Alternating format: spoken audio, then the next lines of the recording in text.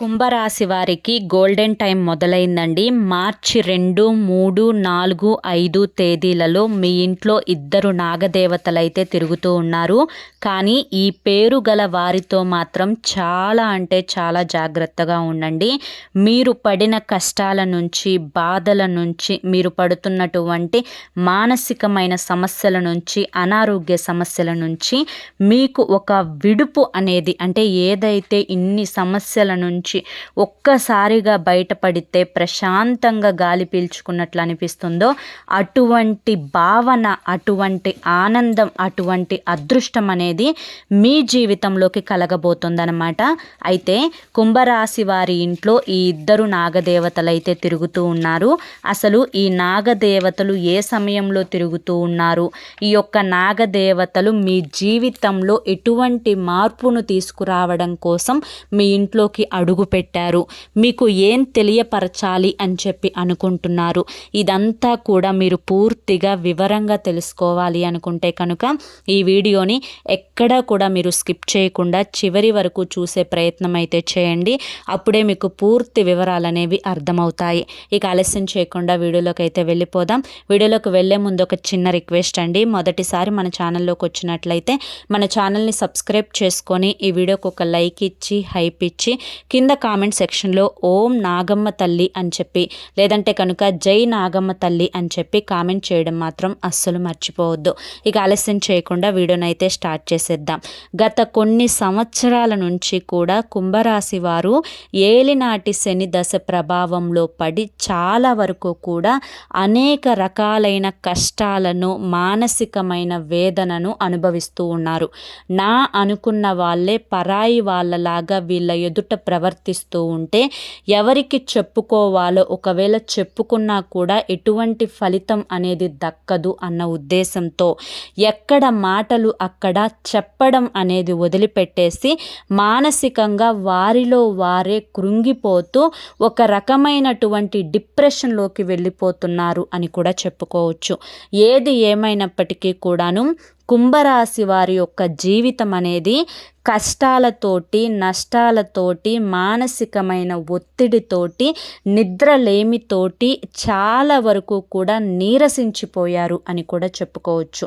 వీరు ఆనందం కోసం, సంతోషం కోసం, జీవితంలో ఎటువంటి సంతోషాలు ఎటు నుంచి వస్తాయా, వాటిని దక్కించుకోవడం కోసం ఎటువంటి ప్రయత్నాలు చేయాలా, మేము ఏం చేయడానికైనా కానీ సిద్ధంగా ఉన్నాము భగవంతుడా, మాకు ఈ కష్టాలు వెళ్ళిపోవాలి అని చెప్పి కోటి ఆశలతోటి ఎదురు చూస్తూ ఉన్నారన్నమాట. ఎందుకంటే అటువంటి టార్చర్ని అనుభవిస్తూ ఉన్నారు కుంభరాశి వారు.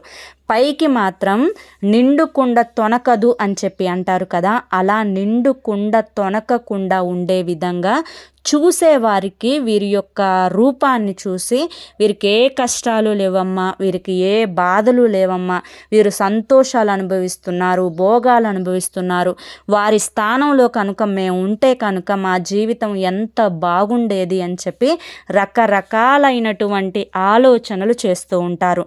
నిజానికి వారి స్థానంలో కనుక మీరు ఎవరైతే అనుకుంటున్నారో వారు కనుక ఉంటే నిజంగా వారు పడిన కష్టాలు పడటం మీ తరం కాదు కదా, మీ ముందు తరం వాళ్ళ కూడా కాదనమాట. అంతటి ఓర్పు కలిగిన వారు, అంతటి తెలివితేటలు కలిగిన వారు నిజానికి ఏ కష్టాన్నైనా కూడా ఎదిరించి ధైర్యంగా నిలబడి చివరకు ఆ ధైర్యం కూడా, అంటే ఒక కష్టం అనేది ఒకటితో వచ్చి ఆగిపోతే తర్వాత మనకి ఏ కష్టం రాదు అనుకుంటే కొంచెం మానసికంగా బరువు అనేది తగ్గుతుంది. అలా కాకుండా ఒకటి విడిచిన తర్వాత మరొకటి, మరొకటి విడిచిన తర్వాత మరొకటి వస్తూ ఉంటే కనుక ఎంత ధైర్యం గలవారైనా కానీ మానసికంగా కృంగిపోవటం అనేది జరుగుతుందన్నమాట. వీరి విషయంలో కూడా ఇప్పటి వరకు అదే జరుగుతూ ఉంది. అయితే అంటే ఈ కష్టాల నుంచి, ఈ నష్టాల నుంచి, ఈ ఇబ్బందుల నుంచి బయటపడవేయడానికే ఇద్దరు నాగదేవతలు మీ ఇంట్లో తిరుగుతూ ఉన్నారు. నిజానికి ఇక్కడ అందరికీ ఒక అనుమానం వస్తుంది.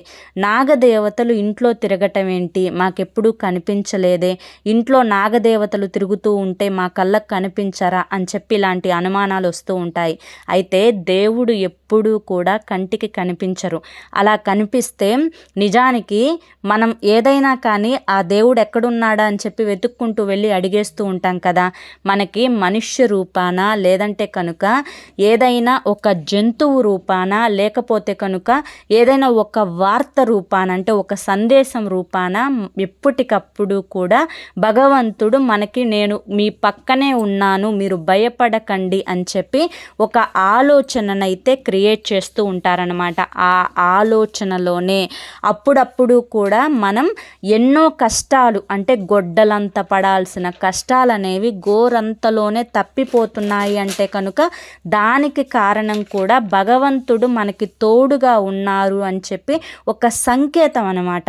కాబట్టి ఎప్పుడైనా కానీ భగవంతుణ్ణి నమ్మిన వారు మోసపోయినట్లు కానీ, లేదంటే కనుక ఒకవేళ మోసపోయినా కానీ నష్టపోయినట్లు కానీ, ఒకవేళ నష్టపోయినా కూడా ఆ మనిషికి చెక్కు చెదరనటువంటి ఆ యొక్క మానసికమైన ధైర్యం ఏదైతే ఉంటుందో అది ఎప్పుడూ కూడా స్థిరంగా నిలబడిపోతూ ఉంటుందన్నమాట. అయితే ఈ నాగదేవతలు మీకు కొన్ని విషయాలు తెలియబరచడం కోసం మీ ఇంట్లో తిరుగుతూ ఉన్నారు. అలాగే మీరు పడుతున్నటువంటి కష్టాల నుంచి మిమ్మల్ని బయటపడవేయడం కోసం, మీరు పడుతున్నటువంటి సమస్యల నుంచి మిమ్మల్ని ఒడ్డెక్కించడం కోసం ఎప్పటికప్పుడు కూడా ప్రయత్నిస్తూ ఉన్నారు. కానీ ఆ నాగదేవతలు ఇచ్చే ఆ యొక్క సందేశాన్ని మీరు తెలుసుకోలేకపోతున్నారు. అలాగే నాగదేవతలను మీరు గుర్తించలేక తప్పు చేస్తున్నారు. కాబట్టి ఈ సందేశం రూపంలో నాగదేవతలు మీకు ఏదో చెప్పాలి అనుకుంటున్నారు.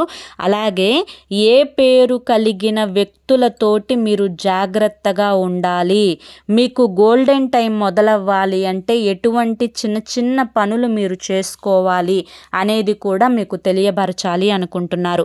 అందుకేనండి మళ్ళీ మళ్ళీ చెప్తున్నాను, వీడియోని ఎక్కడా కూడా మీరు స్కిప్ చేయొద్దు. మధ్య మధ్యలో స్కిప్ చేసుకుంటూ చూస్తే చాలా ఇన్ఫర్మేషన్ మిస్ అయిపోతారనమాట. కాబట్టి స్కిప్ చేయకుండా చూస్తేనే మీకు పూర్తి వివరాలు అనేవి తెలుస్తాయి. కుంభరాశి వారికి రాజయోగం పట్టబోతోంది. ఏలినాటి శని దశ ముగియబోతోంది. వారు అనుకున్న పనులు అనుకున్నట్లు జరగబోతున్నాయి. వారు కోరుకున్న కోరికలు నెరవేరబోతున్నాయి. వారు ఇప్పటి వరకు పడినటువంటి అనారోగ్య సమస్యల నుంచి బయటపడబోతున్నారు. వారికి శత్రువుల సంఖ్య తగ్గబోతోంది. వారు ఏదైతే సాధించాలి అని ఒక లక్ష్యాన్ని పెట్టుకున్నారో ఆ లక్ష్యం వైపు ముందడుగు వేయబోతున్నారు. నిజానికి చెప్పుకోవాలి అంటే కుంభరాశి వారికి శత్రువుల సంఖ్య చాలా ఎక్కువగా ఉంటుంది. అయిన వారిలోనే, బంధుమిత్రులలోనే వీరి మీద పడి ఏడ్చేవారు చాలా ఎక్కువగా ఉంటారు. వీరి యొక్క రూపానికి కానీ, అందానికి కానీ, వీరి యొక్క మాట తీరుకి కానీ, వీరి యొక్క తెలివితేటలకు కానీ, వీరు ఏదైనా కానీ చెయ్యాలి అనుకున్న పనిలో ఒక్కొక్క మెట్టు ఎదుగుతూ వస్తుంటే అది చూడలేక ఈర్ష్యను, అసూయను చూపిస్తూ వీరు ఎలాగైనా కానీ పతనం అవ్వాలి అన్న ఉద్దేశంతో అనేక రకాలైన చెడు ప్రయోగాలను కుంభరాశి వారి మీద చేపిస్తూ ఉంటారు. వీరు ఇప్పటి వరకు మానసికంగా, శారీరకంగా ఎన్నో రకాలైన అనారోగ్య సమస్యలు, ఉదాహరణకి మైగ్రేన్ తలనొప్పి కానీ, లేదంటే కనుక తరచుగా బీపీ అనేది పెరిగిపోతూ ఉండటం కానీ, మానసికమైన ఆందోళన, కొంచెం టెన్షను, కొంచెం యాంగ్జైటీ ఉన్నట్టుండి నాకేదన్నా అయిపోతుందేమో అని చెప్పి ఒకానొక భయం, ఆందోళన, ఒక రకమైనటువంటి కంగారు, నిద్ర లేకపోవడము, నిద్ర సరిగా పట్టకపోవడము, ఏదైనా కానీ ఒక పని చేయాలి అనుకున్నప్పుడు ఆ పని గురించే మితిమించి ఆలోచించడం, అది అయిపోయేంత వరకు కూడా దాని గురించి టెన్షన్ పడిపోతూ ఉండడము, అలాగే ఇంట్లో భార్యాభర్తల మధ్య తరచుగా గొడవలు వస్తూ ఉండడం, పిల్లలకి ఇంకా ఈ కుంభరాశి వారికి మధ్య కూడా వివాదాలు వస్తూ ఉండటం, ఇంట్లో ఒక ప్రశాంతత లేని వాతావరణం అనేది వస్తూ ఉండటం, చుట్టుపక్కల వారందరికీ కూడా ఒక రకమైనటువంటి ఈ కుటుంబం మీద ఒక అలుసు స్వభావం అనేది ఏర్పడుతూ ఉండటం, ఇటువంటి టెన్షన్స్, ఒత్తిడి, మానసికమైన ఆందోళనలతోటి, గ్యాస్ట్రిక్ ప్రాబ్లమ్స్ తోటి, అలాగే ఏదైనా తిన్న అన్నం జీర్ణం అవ్వకపోవడం, అది సరిగా ఒంటికి పట్టకపోవడం, ఎంత మంచి ఫుడ్ తింటున్నాము అనుకున్నా కానీ సాయంత్రానికి నీరసించిపోవడము, ఇటువంటివన్నీ కూడా జరుగుతున్నాయి అంటే ఇది కేవలం అయిన వాళ్ళ యొక్క నరఘోష అనేది మీ మీద చాలా ఎక్కువగా ఉండటం వల్ల జరుగుతున్నాయి అని చెప్పి అర్థం చేసుకోవాలి.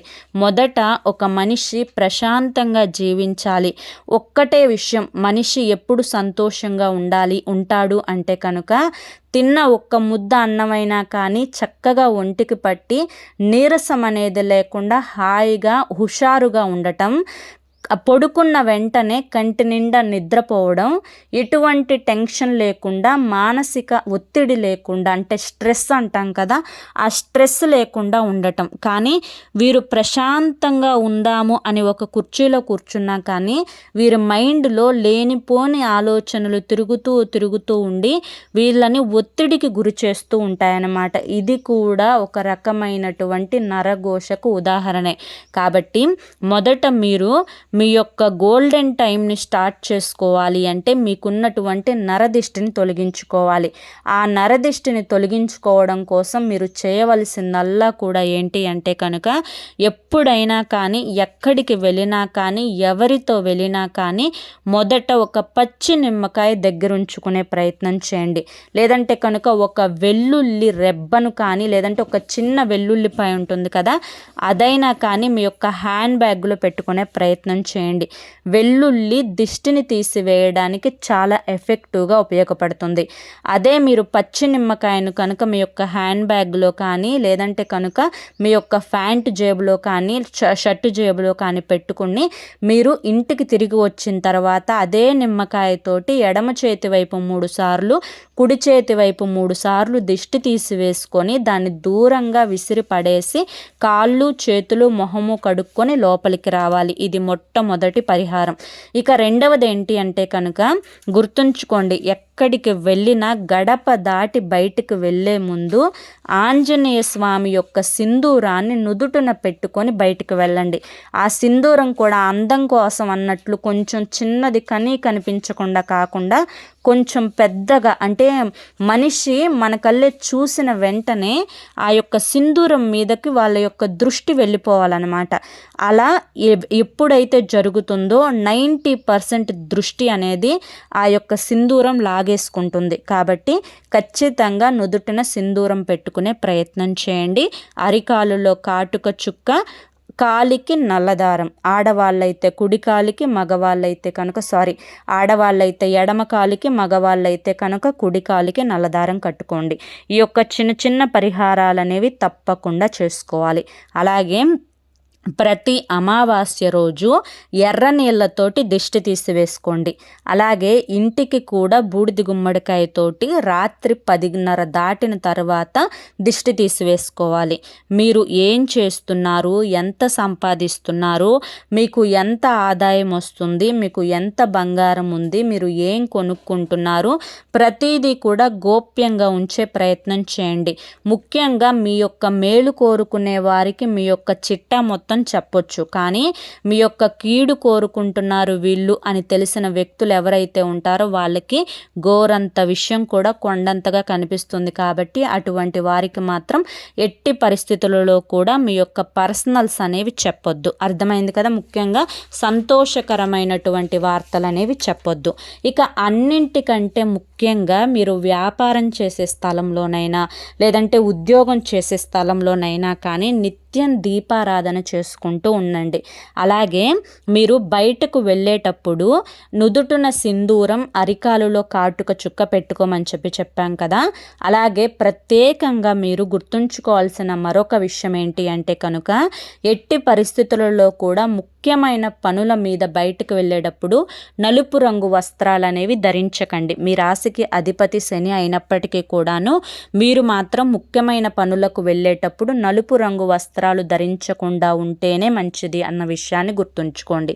ఇక ప్రత్యేకంగా ఉదయం పూటైనా, అంటే ఉదయం టిఫిన్ చేసే టైంలోనైనా, సాయంత్రం పడుకునేటప్పుడు అంటే డిన్నర్ చేసే సమయంలోనైనా కానీ గోధుమ పిండి కొంచెం, అలాగే కేసరి పూల రెబ్బలు కొన్ని, అలాగే తులసి ఆకులు 2-3 వీటన్నింటినీ కలిపి పిండిలాగా మరవేయించుకొని ఆ పిండిని ఒక బాక్స్లో స్టోర్ చేసి పెట్టుకొని మీరు ఖచ్చితంగా ఆ పిండితో చేసినటువంటి చపాతీ అనేది రోజుకి 1 కానీ 2 కానీ తినే ప్రయత్నం అయితే చేయండి. ఈ విధంగా తినడం వల్ల మీకు లక్ష్మీదేవి యొక్క అనుగ్రహం అనేది కలుగుతుందన్నమాట. ఇక తర్వాత మీరు ఏదైనా కానీ ఒక శుక్రవారం రోజు ఒక మట్టి పాత్రను కొత్తది కొనుక్కొచ్చుకోండి. ఆ మట్టి పాత్రను శుభ్రం చేసుకొని తర్వాత పసుపు కుంకుమ బొట్లు పెట్టుకొని తర్వాత ఒక ఎర్రటి వస్త్రాన్ని ఆ యొక్క మట్టి పాత్రలో ఉంచి ఒక వెండి నాణ్యాన్ని కానీ రాగి నాణ్యాన్ని కానీ ఆ యొక్క మట్టి పాత్రలో పెట్టి మీ ఇంట్లో వాయవ్య మూలన పెట్టి మీరు ఆ యొక్క మట్టి పాత్ర ముందు ఒక దీపం అంటే ఒక రావి ఆకును వేసి దాని మీద మట్టి ప్రమిదను పెట్టి ఆవు నేతితోటి దీపం వెలిగించండి. ఈ విధంగా దీపాన్ని వెలిగించిన తర్వాత ఇది మీరు సంధ్యా సమయంలో చేయాలండి. శుక్రవారం పూట గుర్తుంచుకోండి. కనకదార స్తోత్రాన్ని చదువుకుంటే లక్ష్మీదేవి యొక్క కటాక్షంతో పాటుగా మీకు శనిదేవుని యొక్క అంటే శనిగ్రహం రాహుగ్రహం యొక్క అనుకూలత అనేది లభించి చేసే పనులలో మీరు ఏదైతే 10 రూపాయలు వస్తాయని చెప్పి ఆశిస్తున్నారో అక్కడ మీకు ఒక 1000 రూపాయలు వచ్చే అవకాశం అయితే ఉంటుందన్నమాట. ఇది మాత్రం ఏ శుక్రవారమైనా చేసుకోవచ్చు, సంధ్యా సమయంలో చేయాలన్నమాట. తరువాత మీ ఊర్లో బ్రాహ్మణుడు ఉంటారు కదండి, ఆ యొక్క బ్రాహ్మణుడికి ఏం చేస్తారు అంటే కనుక నల్ల నువ్వులను ఒక నల్లటి వస్త్రంలో కట్టి ఆ నల్ల నువ్వులను మీరు బ్రాహ్మణుడికి దానంగా ఇవ్వండి. ఈ విధంగా ఇవ్వడం వల్ల మీకు శని దోషాలు అనేవి చాలా వరకు కూడా తగ్గిపోతాయి. అలాగే కాకులకి కుక్కలకి మినప రొట్టెలు కానీ లేదంటే కనుక చపాతీలు కానీ లేదంటే కనుక బిస్కెట్లు కానీ ఇవి ఆహారంగా తినిపించండి. దీనివల్ల మీకు కాలభైరవుని యొక్క అనుగ్రహం కలిగి మీరు ఏ పనులు చేసుకున్నా కూడా ఆ పనులలో ఆటంకం అనేది దూరమయ్యి చేసే పనులన్నీ కూడా విజయవంతంగా ఉండి మీ యందు నరదిష్టి అనేది దూరం అయిపోతుందన్నమాట. అలాగే ఏదైనా కానీ ఒక గురువారం రోజు రావి చెట్టు కింద ఆవు నేతితోటి దీపారాధన చేయండి. మీరేం చేస్తారు అంటే ఒక గురువారం రోజు రావి చెట్టు దగ్గరికి వెళ్ళి కాస్తంత పసుపు కుంకుమను వేసి తర్వాత ఒక చెంబుడు నీటిని పోసి రావి చెట్టుని తాకి 3 ప్రదక్షిణలు చేసుకొని మీ యొక్క సంకల్పాన్ని చెప్పుకొని తర్వాత ఆవు నేతితోటి దీపారాధన చేస్తే రావి చెట్టు మనకి సాక్షాత్తు విష్ణుమూర్తి స్వరూపం. మీ యొక్క కష్టాలు బాధలు సమస్యలు అన్నీ చెప్పుకొని ఏ సమస్యల నుంచి బయటపడాలి అనుకుంటున్నారో అలా బయటపడాలి అని చెప్పి సంకల్పించుకొని ఏ కోరిక తీరాలి అనుకుంటున్నారో ఆ కోరిక తీరాలి అని చెప్పి సంకల్పించుకొని మీరు కనుక రావి చెట్టు కింద దీపారాధన సంధ్యా సమయంలోనైనా పర్వాలేదు, ఉదయం పూట అయినా కూడా పర్వాలేదు, ఇలా చేయడం వల్ల మీ యొక్క సంకల్పం అనేది సిద్ధిస్తుందన్నమాట. అంతేకాకుండా కొంచెం కోపం ఆవేశం ఈ యొక్క టెన్షన్స్ వల్ల యాంగ్జైటీ ఇంకా పని ఒత్తిడి వల్ల స్ట్రెస్ అలాగే మీ చుట్టుపక్కల ఉండేవారు కొంచెం మీకు అనుకూలత చూపించకుండా కాస్తంత వ్యతిరేకతను అనేది చూపించడం వల్ల మానసికమైన ఆందోళన, అనుకున్న పనులు సక్రమంగా జరగడం లేదే, నా అనుకున్న వాళ్ళే నాకు పరాయి వాళ్ళలాగా ప్రవర్తిస్తున్నారే, నేను చెప్పినట్లు వినకుండా అవతలి వారికి సపోర్టివ్గా ఉంటున్నారే, ఇటువంటి ఆలోచనలతోటి చాలా వరకు కూడా భయపడుతూ టెన్షన్ పడుతూ ఉన్నారు. అటువంటి కోపాలు ఆవేశాలు టెన్షన్లు ఇవన్నీ కూడా మీరు రావి చెట్టు కింద దీపారాధన చేసుకోవడం వల్ల తగ్గిపోతాయి. ఇక ఏ పేరు కలిగిన వారితోటి మాత్రం జాగ్రత్తగా ఉండాలి అంటే కనుక మొట్టమొదటిది పి అనే అక్షరం ఉన్న వ్యక్తి, అది కూడా పురుషుడితోటి చాలా జాగ్రత్తగా ఉండాలి.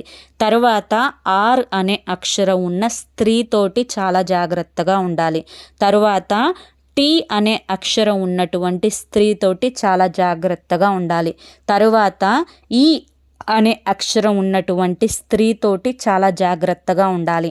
అలాగే వి అనే అక్షరం ఉన్నటువంటి పురుషుడితోటి చాలా జాగ్రత్తగా ఉండాలి. తరువాత ఎస్ అనే అక్షరం ఉన్నటువంటి స్త్రీతోటి చాలా జాగ్రత్తగా ఉండాలి. ఈ యొక్క స్త్రీ పురుషులతోటి జాగ్రత్తగా ఉంటూ, అందరినీ నమ్మొద్దు అని చెప్పట్లేదండి, మీకు తెలుస్తుంది వారితో ఉన్నటువంటి స్నేహం, వీటన్నింటి వల్ల ఎవరు ఎటువంటి వారు, ఎవరు మన వాళ్ళు, పరాయి వాళ్ళు, మనకి మేలు చేస్తున్నారా కీడు చేస్తున్నారా అనేది అంచనా వేసుకొని దాన్ని బట్టి వారితో ఎంతవరకు ఉండాలో అంతవరకు ఉండే ప్రయత్నం చేయండి. ఎందుకంటే చాలా వరకు కూడా మన కష్టాల నుంచి మనం బయటపడవచ్చు అన్నమాట వారితోటి జాగ్రత్తగా ఉండడం వల్ల. ఇక నాగదేవతల యొక్క ఆశీస్సుల కోసం ఏదైనా ఒక ఆదివారం రోజు సుబ్రహ్మణ్యేశ్వర స్వామి గుడికి వెళ్ళి కానీ, లేదంటే శివాలయానికి వెళ్ళి కానీ, జంట నాగుల రాతి విగ్రహానికి పసుపు కుంకుమ పూలతోటి పూజించుకొని ఒక జిల్లేడు ఆకు ఆ యొక్క నాగదేవతల యొక్క తోక దగ్గర పెట్టి దాని మీద ఒక చిన్న బెల్లం ముక్కను నైవేద్యంగా సమర్పిస్తే నాగదేవతల యొక్క అనుగ్రహంతో మీ యొక్క జాతకంలో కానీ జీవితంలో కానీ సర్పదోషాలు ఏదన్నా ఉన్నా కానీ పూర్తిగా తొలగిపోయి నాగదేవతల యొక్క ఆశీస్సులు అనేవి మీకు కలిగి మీ జీవితం అంతా కూడా మీరు కోరుకున్న విధంగా సంతోషంగా ఆనందంగా ఉంటుంది. అర్థమైంది కదండి. మరి కుంభరాశి వారికి ఈ వీడియో నచ్చింది అనుకుంటున్నాను. నచ్చింది అనిపిస్తే ఈ వీడియోకి ఒక లైక్ ఇవ్వండి. లైక్ ఇచ్చిన వెంటనే హైప్ అని వస్తుంది, హైప్ ఇవ్వండి. కింద కామెంట్ సెక్షన్లో జై నాగమ్మ తల్లి అని చెప్పి కామెంట్ చేయండి. మరి కొంతమంది మిత్రులకు, శ్రేయోభిలాషులకు ఈ వీడియోని షేర్ చేయండి. మొదటిసారి మన ఛానల్లోకి వచ్చినట్లయితే మన ఛానల్ని సబ్స్క్రైబ్ చేసుకొని సపోర్ట్ చేయండి. రేపు మరొక మంచి వీడియోతోటి మళ్ళీ కలుసుకుందాం. అంతవరకు కూడా ఆ నాగమ్మ తల్లి ఆశీస్సులు మీ మీద, మీ కుటుంబ సభ్యుల మీద ఎల్లకాలం ఉండాలి అని చెప్పి మనస్ఫూర్తిగా కోరుకుంటూ సర్వేజన సుఖినో భవంతు. ధన్యవాదములండి.